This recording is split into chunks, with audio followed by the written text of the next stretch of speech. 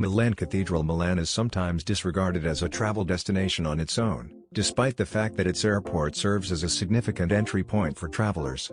That's unfortunate because Milan is one of the cities in Italy with the highest concentration of creative and architectural sites, making a visit essential for anybody interested in design, fashion, or shopping.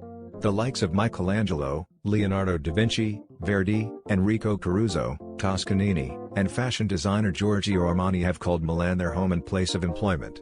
The enormous cathedral known as Il Duomo in Milan is one of the most beautiful cathedrals in the entire world and the best example of flamboyant Gothic architecture.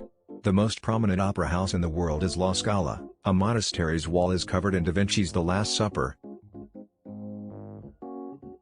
Tuscan hill towns. Stone towns in Tuscany that have Etruscan roots crown the region's uneven terrain. They are all perched atop hills, and several still have the castles and turrets that formerly provided protection for their dominant locations. Given that each has distinctive architecture, artwork, personalities, and narratives, it is challenging to pick one over the others.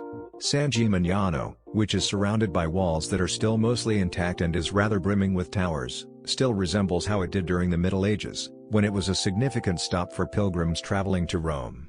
Before the Romans arrived, Volterra was a significant Etruscan center, and the city still has remnants from both cultures.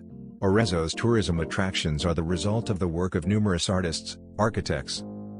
Venice. Who wouldn't fall in love with a city where the roads are made of water, the buses are boats, and the gondoliers' lilting songs fill the air? It is a magical city, and the city itself is what draws most visitors. The expansive Piazza San Marco, often known as St. Mark's Square, serves as the city's center and is flanked by many of its key tourist destinations. The lofty Campanile towers over both the enormous Basilica of St. Mark and the Doge's Palace, which are both in Venice.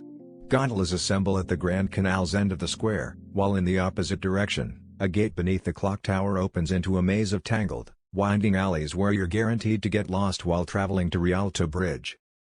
Roman Colosseum. Rome is the top destination on the list for the majority of tourists visiting Italy, both for its historical significance as the capital of most of ancient Europe and for its current status as one of the continent's most vibrant cities.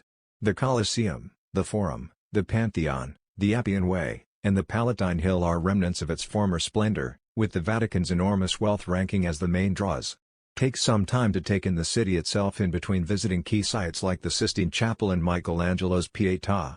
Explore the quaint alleyways of Trastevere, unwind in the Borghese Gardens, eat gelato on the Spanish Steps, sip morning cappuccinos in cafes, window shop on the Via Veneto, and toss coins into the Trevi Fountain.